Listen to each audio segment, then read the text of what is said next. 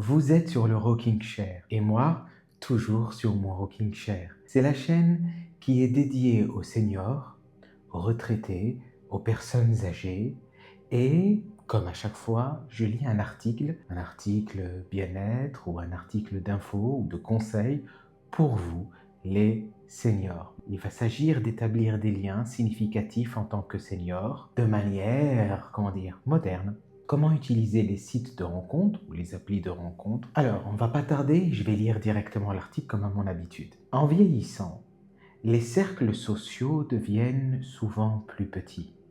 Les opportunités de rencontrer de nouvelles personnes ont tendance à s'estomper. Non pas parce que le désir disparaît, mais parce que les contextes qui ont autrefois rendu les rencontres naturelles disparaissent lentement. On ne peut plus comme avant faire des rencontres dans un café, etc. C'est plus cette époque. De nombreuses personnes âgées ressentent toujours le besoin de partager, de parler, de rire, de nouer une connexion avec quelqu'un d'autre, qu'elle soit amicale, émotionnelle ou romantique. Mais elles ne savent plus où ni comment de telles rencontres peuvent se produire. Les sites de rencontres peuvent alors apparaître comme une solution possible, parfois intrigante, parfois intimidante même. Pour certains, ils représentent l'espoir. Pour d'autres, ils suscitent des doutes, des peurs ou un sentiment d'inconfort, du scepticisme peut-être. Contrairement aux hypothèses courantes, les plateformes de rencontres ne sont pas exclusivement réservées aux jeunes générations.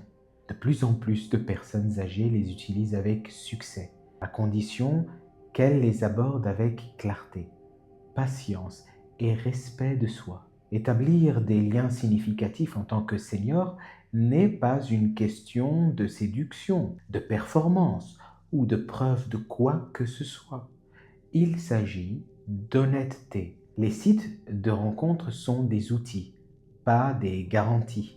Lorsqu'ils sont utilisés de manière réfléchie, ils peuvent aider à recréer la connexion humaine plutôt que de la remplacer. Dans cet article, il va y avoir donc 10 principes essentiels pour aider les personnes âgées à naviguer sur les sites web ou les applis de rencontres en toute sécurité, en toute confiance et sans se perdre. 10 conseils simples. Moi, je vais en citer 5, uniquement 5. Et puis, vous, si vous souhaitez lire tous les conseils, donc tout l'article, ne vous inquiétez pas, je mets donc le lien dans le descriptif de cette vidéo et également en commentaire épinglé. Vous n'aurez qu'à cliquer et vous aurez l'article dans son entièreté. Et à ce moment-là, vous pouvez traduire de l'anglais, parce que c'est en anglais, vers le français et vous aurez l'article que vous pourrez lire. Moi, je commence directement donc à lire avec le premier point, donc le premier conseil. Soyez clair sur ce que vous recherchez vraiment. Avant de créer un profil ou de répondre à quelqu'un, il est essentiel de comprendre vos propres attentes. Cherchez-vous de la compagnie, de l'amitié, une connexion émotionnelle ou une relation amoureuse? Êtes-vous à la recherche d'échanges réguliers, d'activités partagées ou d'un lien plus profond? De nombreuses déceptions proviennent de la confusion intérieure. Lorsque les attentes ne sont pas claires, les malentendus se multiplient. D'ailleurs, je peux même vous conseiller, nous pouvons parler de nos expériences mutuelles concernant, par exemple, les sites de rencontres ou les applis. Vous pouvez réserver avec moi. D'accord? Il y a le lien également en descriptif. Si vous souhaitez faire une véritable rencontre, il va falloir être très honnête, très clair et savoir ce que vous voulez, surtout le dire, l'exprimer. Deuxième conseil, choisissez une plateforme conçue pour les personnes âgées. Tous les sites de rencontres ne sont pas créés égaux. Beaucoup sont construits autour de la vitesse, de l'apparence et des interactions superficielles, ce qui peut être inconfortable ou décourageant pour les utilisateurs plus âgés. D'autres, cependant, sont conçus pour les personnes âgées, comme vous et moi, offrant des environnements plus calmes, des profils plus clairs et un accent plus important sur la conversation et la sécurité. Prendre le temps de choisir la bonne plateforme, la bonne application ou le bon site augmente considérablement les chances de rencontres significatives. Un site approprié donne la priorité au respect, au dialogue et à la compatibilité sur la quantité, encore à l'attraction instantanée. Troisième conseil, troisième point, créer un profil honnête, pas un profil idéalisé. De la même manière qu'il faut être clair sur ce que vous souhaitez, il faut être clair sur ce que vous êtes. Une erreur courante est d'essayer de paraître plus jeune, plus actif ou plus impressionnant qu'on ne l'est vraiment. Ça conduit souvent à l'inconfort ou à la déception plus tard. Un profil honnête, par contre, est beaucoup plus puissant. Il n'a pas besoin d'être parfait, il doit être authentique.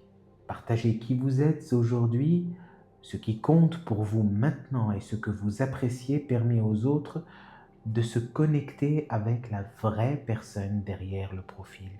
Quatrième point, quatrième conseil. Faites plus attention aux mots qu'aux photos. C'est vrai que c'est important les photos, mais pour nous, dans notre catégorie de personnes, on va quand même faire beaucoup plus attention à ce que l'on dit, donc ce que l'on décrit ou ce que l'on écrit. Les photos, oui, c'est vrai, sont importantes, mais les mots parlent souvent plus, surtout pour les personnes âgées.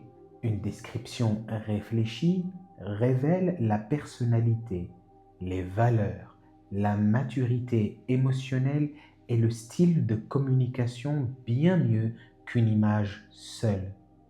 Lire attentivement les profils, remarquer le ton et l'intention permet d'éviter de nombreuses erreurs. Les connexions significatives que l'on recherche, nous, ici, en lisant cet article, commencent souvent par des conversations aussi également significatives et non par l'apparence seule. J'en profite aussi pour vous dire que si vous voulez plus de conseils, plus d'articles, plus de vidéos, n'hésitez pas, il faut s'abonner. Vous cliquez sur s'abonner, sur la petite cloche qui est juste à côté, en dessous de la vidéo, et vous aurez toutes les nouvelles notifications de toutes les nouvelles vidéos que je vais mettre en ligne. Cinquième point et donc cinquième conseil, prenez le temps de parler avant de vous rencontrer en personne. Vraiment, prenez votre temps, soyez sûr de qui est cette personne, échangez. Voyez-vous peut-être en ligne pour commencer, c'est très très bien. Se précipiter dans une rencontre conduit rarement à des résultats satisfaisants. Prendre le temps d'échanger des messages ou même des conversations vocales aide à établir la confiance et à vérifier la compatibilité. Cette phase n'est pas une perte de temps. Elle vous permet d'observer comment l'autre personne communique, écoute, respecte les limites et maintient la cohérence. Donc quelqu'un qui communique calmement et respectueusement en ligne est souvent plus facile à connecter par la suite dans la vraie vie.